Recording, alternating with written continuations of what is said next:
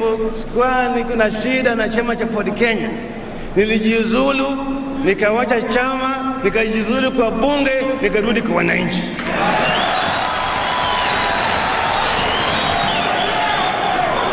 Ndio sababu mimi nataka kuambia kwamba mkitaka kuonyesha Wakenya msimamo sawa sawa, mkitaka kuonyesha Wakenya msimamo bora ya demokrasia, basi muwe watu ambao unaongoza na kwa mfano.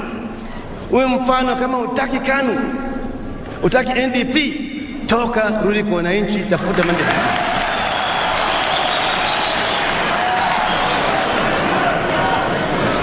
Lakini usiwe tu kama vile walikuwa nasema fisi alishinda na tamaa, sivyo? Na ndugu ya fisi ni mbwa.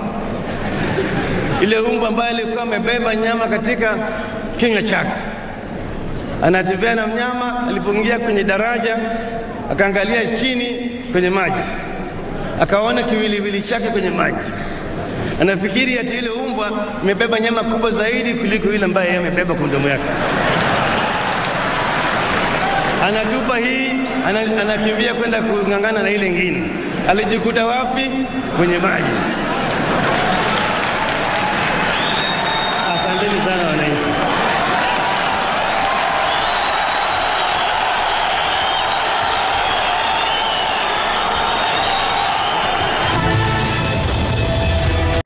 And we must remain as ODM.